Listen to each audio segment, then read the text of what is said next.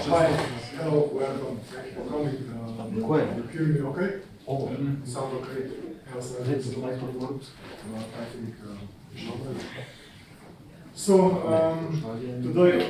we're talking, let's say, a little bit about the threats in the work environment and how we implement what kind of measures we're taking to, let's say, to approach those threats.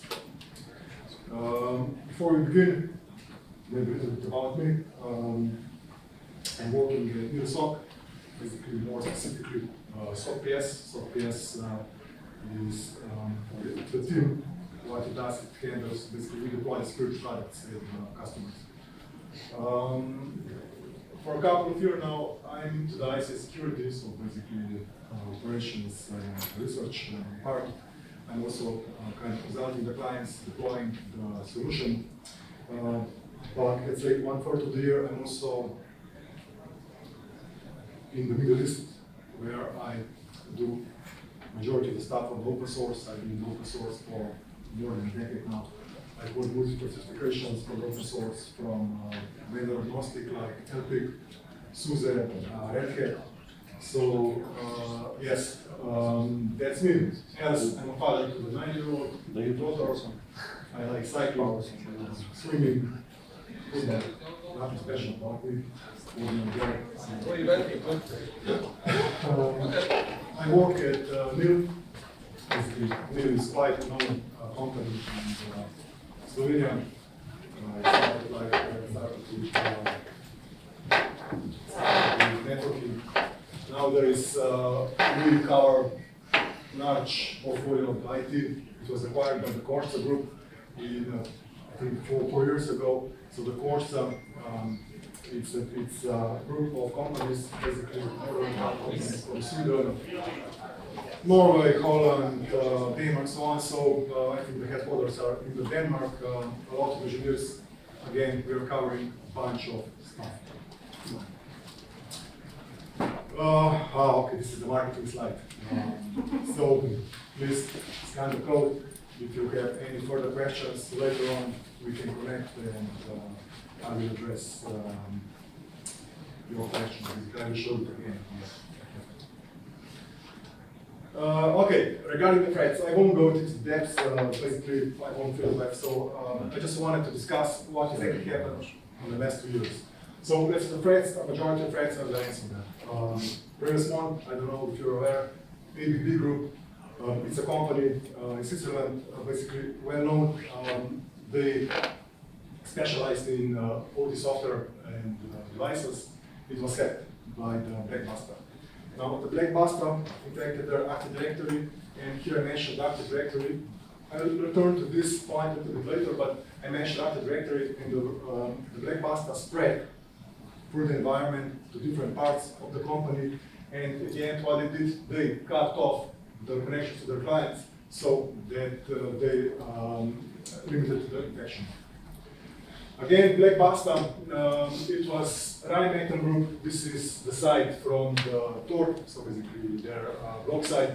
Rheinmetall Group producing defense systems. Again, they limited the impact of the Blackbuster. Why? Because they had quite great sanitization between the OT department and the IT department. So the IT department was hit, OT state went without consequences. Last year, again, now was hit basically all great companies. And the last matter I want to discuss was the pipe dream. It was discovered by Dragos in year 2022. Now, this tool is the ICS malware. What it does, this combination of its modular hardware. So what it did, it used OPC, Python OPC client to communicate with the OPC server, gain the knowledge of the environment,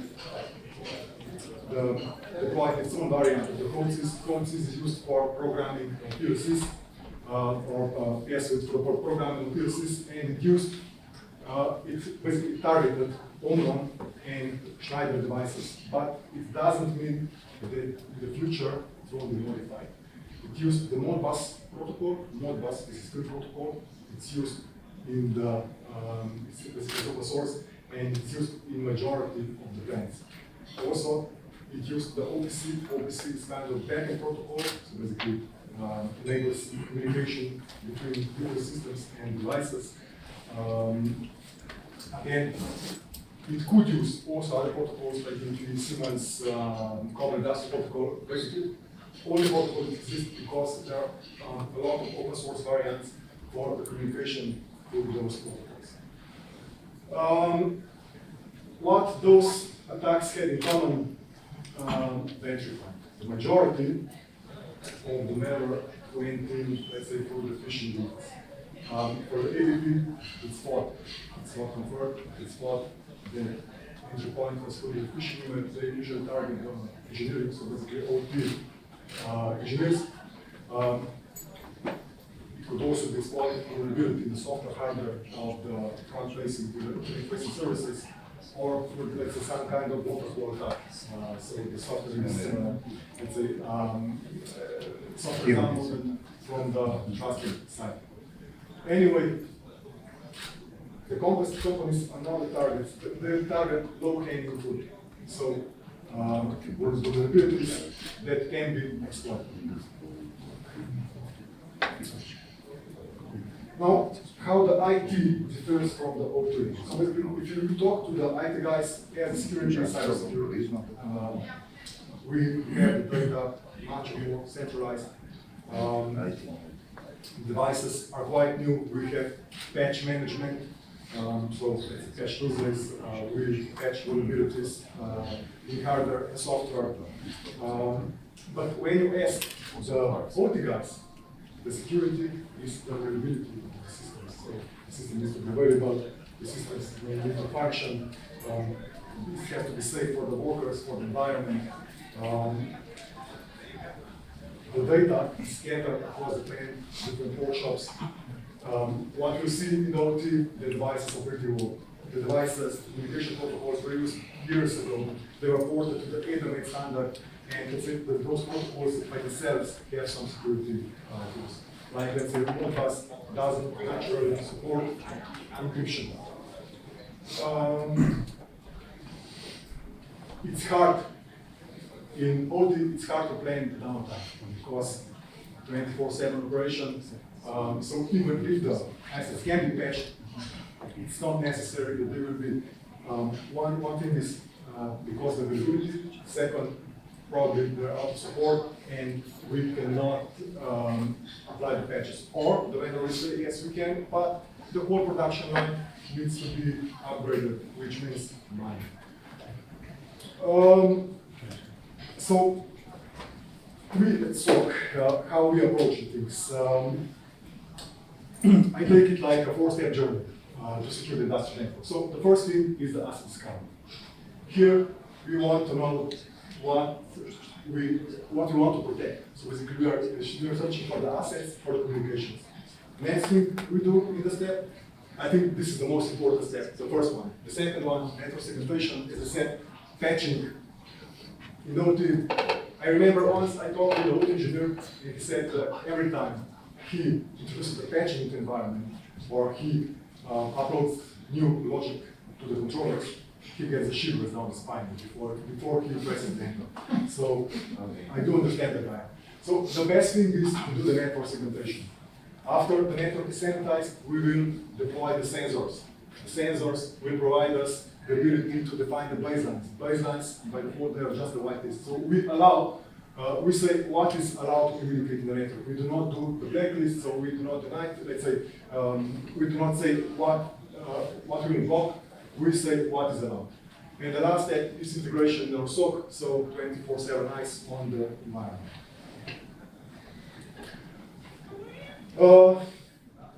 I don't know how are you with the Purdy model. I put it in just a brief explanation what exactly, so you know what we're doing later on. So Purdy model, ISA 95, let's say by ISA 95 standard, how the manufacturing is always set up. So at level 5.4, this is our IT. Level 5 is our, let's say, DMZ, and inside the front-facing, internet-facing services like web, mail.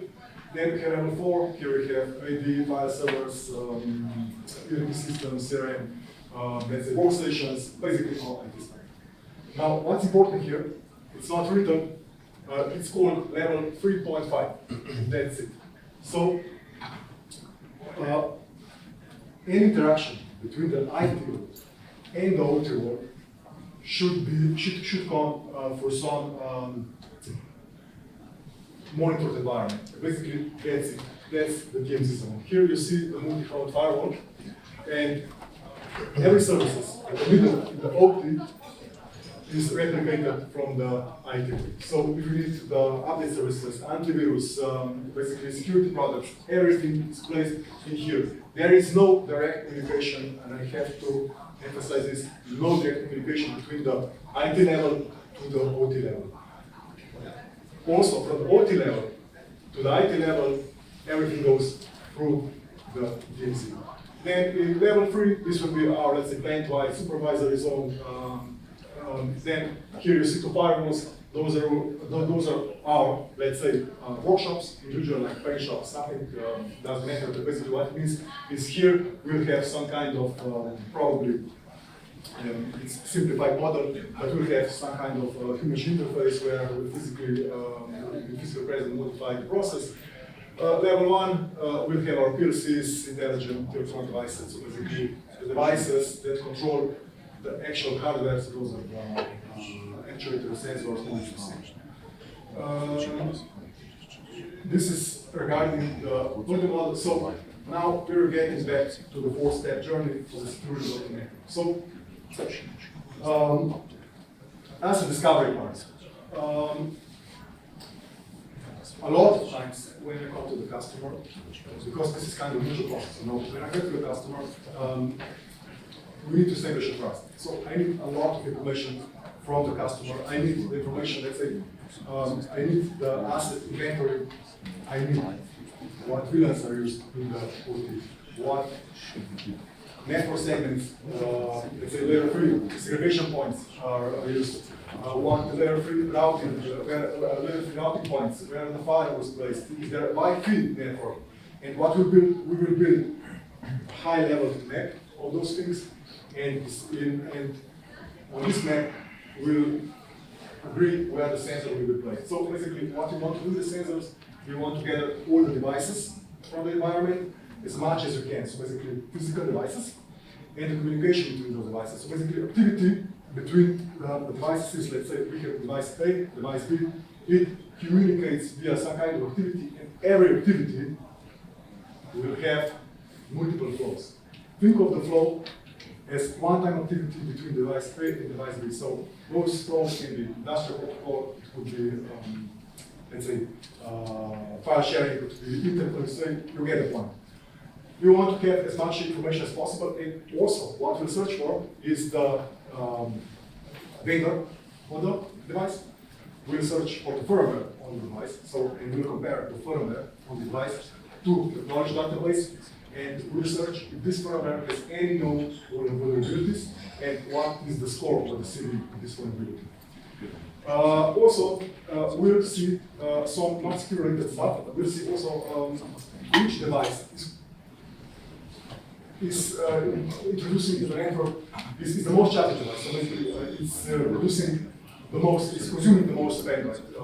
Also, which device is producing the most packets. We'll see if there are any protocols that should not be used in the OT. So let's say IPv6, let's local Windows 10, an enterprise solution, you have the IPv6, let's say the SCAR protocol, any protocol that is not needed and may give potential attacker information about our environment. We'll see also this stuff. Also, what we'll see is you see the red lines here, we'll see the communication that are not secure. Let's say HTTP traffic that could include usernames, Samba, all versions like version 1 could include the packets could identify who is what is the username of the person who is trying to establish a connection, and so on. So this is the discovery part. So now we're phase 2. You remember the border model, basically that's it. It's a design for a client. And what you see here? Those 6 boxes here are, let's say, zones. This here is our level 3 zone, so that's level-wide, plant-wide supervisor zone.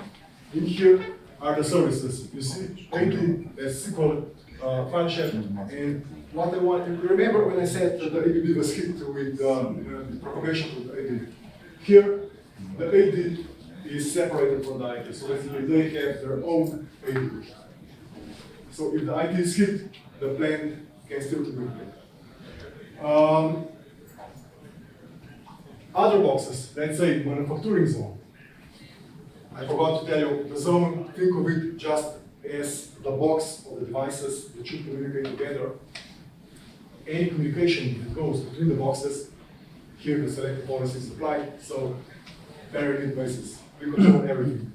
In here, in the manufacturing zone, there are devices that are, let's say, using field voice protocols. They communicate between each other, and if there is any device that needs to read something from the device in the manufacturing zone, and it's not involved in the direct process, what we'll do, we'll put it in its own zone. So again, select the policy, and only device needs to communicate with this device. One thing also, building management system. You know, building management system like lights and so on, is separated from the manufacturing zone. Why? Because we never know if there are vulnerabilities and the hardware, the environment. We don't know if there are hard-coded credentials, if there are default credentials on. So we want to have separated those devices. If, again, if there is limited communication, it's controlled with other contracts. Here you see DMZ. Now, in the DMZ, there are only services that are needed in the OT, like antivirus. So antivirus comes from the office network, and then it's pulled by the infrastructure from the antivirus servers. Also, the versus has Windows subjects that make the flows back to the enterprise network. And one important thing, what I see in the field a lot of times, and I haven't seen the, let's say, environment where probably it's got worse than now with the COVID, but let's say we have engineering station, and I see that there are a lot of connections out of engineering station to the internet.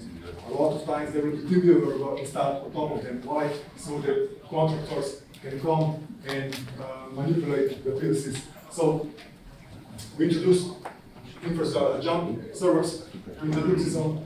Let's say the contractor wants to communicate or needs access to our OT environment. What we do, we apply hardening on the box itself, so PDR and other solutions. We can even do the screen recording. We apply this selected policy. So what it means, it will only be allowed to access the devices that are needed for him, nothing else. Multiple jump servers, let's say for one contractor, for our remote focus, and so on. We have tight control who can enter into the OT environment. Okay, we're approaching step 3. Here, what I want to show you is we're using the cyber vision. Basically, it's a product from Cisco. I'm not married to Cisco, believe me. In our SOC, we use other solutions for the IT part, but for the OT environment, why they want to, let's say, why we chose cyber vision. You know, the OT environment is quite sensitive. So if you have real-time protocols, any disturbance of the network, millisecond, can cause safety devices to shut down the plant. So we are using passive monitoring solution. Also, all other solutions that exist, they work pretty much in the same concept, passive monitoring. But what Cisco has, it has the on-edge sensors. So what this means is that we do not need to, let's say, pull the traffic to the out-of-band switch and then listen the traffic to this out-of-band switch. Again, I don't know what kind of impact this will have. If I enable remote spanning or level 3 spanning, I don't know what effect this will have to the network. That's why we deploy a sensor. Let's say if the switch is from a different version, only thing it needs to support is the span port. we plug the sensor into the span port, the sensor will analyze the network, it will bring the metadata about the network, so basically which device communicating with what device, what protocol is in use, only the metadata about, I think it's about 3% of the actual traffic goes to the cyber console. And one more thing, for the sensor itself, there is snort present with Taylor's rules, and it will detect any, let's say, incidences of compromise. Step 3, monitoring. So let's say when we have set up our zones in context, we deploy the sensors. Sensors will monitor the environment, and as I said, cover the whitelist. Anything that happens on the whitelist, we can define multiple whitelists. So basically, we define the whitelist for the morning shift, the afternoon shift, the weekend shift, and because you have to know that all environments should be quite static. There should not be any activity, there should not be a lot of new activity inside the environment. So if there is a new device presented, will be notified. There is existing device, but is producing a new flow, so basically one-time communication to any different port will be notified. If there is a device trying to go to the internet, will be notified. So basically, those are the eyes on the network, in the whitelist. Again, the cyber vision can be integrated into the other Cisco products. Let's say cyber vision will give the context to Cisco eyes. It will bring the context, it will provide the context of, let's say, who's the vendor, who is the, what kind of firmware is running on the device. It will provide the context in which zone is the device. So you can just move the device from zone to other zone, and the access will be corresponding to the adjustment. If there are a lot of, let's say, communication to the inside, to the outside world, it uses the secure X, it will get the reputation of the IP address, it will try to do reverse DNS solution, and those IPs can be cut off at the Cisco file. Lastly, we at NIL use our SOC. Basically, the SOC has, I think we are approaching 50 clients. But what we do, we connect to the API of the cyber vision, drive the events to our source system that relies on an attack filter for ICS. We have our own detection logic, we have paid threat intelligence resources, and the analysts will be your eyes on the network 24/7. So at the end, we'll provide you with the report. We'll provide you with the report about the incidents, about the attacks that happened, about the have-done investigations. We'll provide you with the analysis of the devices that are vulnerable. We don't need any IT network. And at the end, we'll also provide the threat intelligence, so basically this is what's happening in the security landscape. And at the end, we'll provide you with the recommendations. What needs to be done to secure your environment further. So this will be kind of notification every month, because usually those recommendations are not applied. But yes, it will be like a control. So that's for me. Any questions? Don't be shy. Ask me, yes. Yeah, how do you resolve the visibility problem? If you come into a network completely blind, you use the, I just saw the device. I always say when I get to the client, I say, look, you have to give me some information, because the black box assessment, it will be a failure. I need to know something about the environment. I can plug a sensor inside, I will get a lot of data, but I cannot, I don't know what kind of process line exists to those devices. I see everything, but someone needs to tell me, okay, this is part of this process. So basically, that's why this first meeting, I usually always say, look, guys, when we have a potential customer, let's go there with all non-obligations, let's do the post, try this first step, so we want to share from there. Okay? Thank you. Any other questions?